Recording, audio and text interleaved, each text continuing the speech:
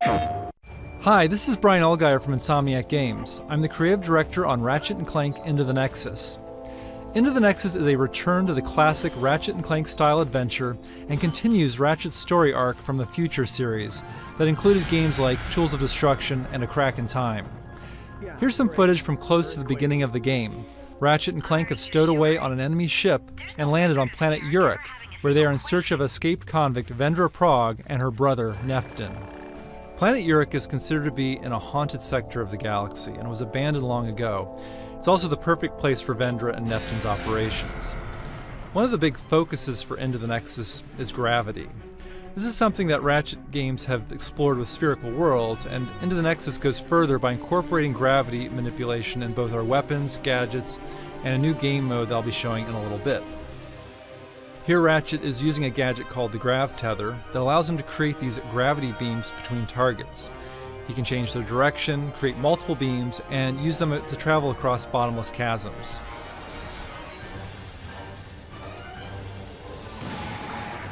Like the earlier Ratchet and Clank games, this level has a hub area with branching paths. On the left path, Ratchet encounters some blade balls, which is a perfect situation for the Winterizer. This weapon delivers holiday cheer by firing out a string of snowflakes, holiday tunes, and an Arctic blast that transforms enemies into snowmen. So now Ratchet is traveling further into an enemy outpost using his grav boots. Some might recall this enemy faction called Thugs for Less that were featured in Going Commando, the second Ratchet and Clank game on the PS2. What do we get to kill some? Stay frosty, thugs. The enemy could be anywhere. Alright, so these guys are just asking for it. So you can see these enemies have turned into their own unique version of snowmen.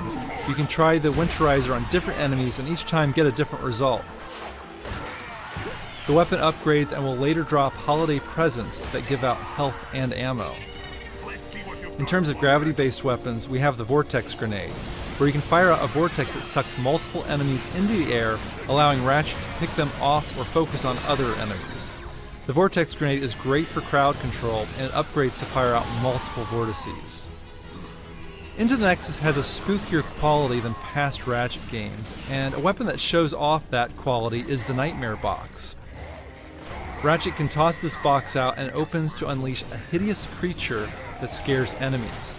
You never know what creature will pop out. There are skeletons, horned demons, giant eyeballs, and of course scary clowns. The Nightmare Box is a great distraction weapon and will later upgrade to attack enemies. There's another weapon that seems kind of basic at first, but later upgrades and plays with gravity.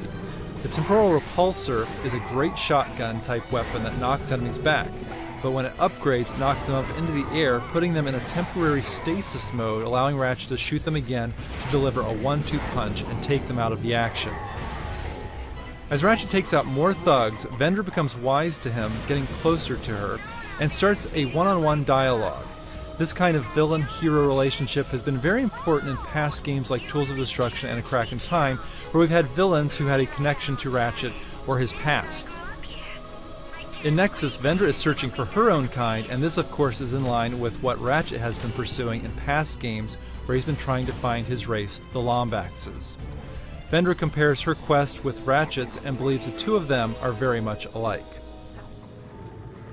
In terms of the haunted spooky theme, the phrase we came up with during the early stages of production were exploring the darkness of space, where you are in these dark areas of the level and don't quite know where you're going. In this section, we have these ghostly anomalies that have given the sector its haunted label. Ratchet and Clank later learn that these ghosts are creatures called Nethers who have escaped from another dimension. Clank gets an upgrade where he can travel into Nexus points that take him into the Nether dimension where he has full control of gravity. Clank can fall up, down, left and right, and manipulate gravity to move objects around and solve little action puzzles. Clank's goal is to lead another creature back to the Nexus point and bring him into the normal dimension where it becomes unstable and destroys a barrier that blocks Ratchet's path. So there's a slice of Ratchet and Clank Into the Nexus. We're very excited about creating this classic Ratchet and Clank story-driven adventure. It'll be available for disc and download this holiday season. PlayStation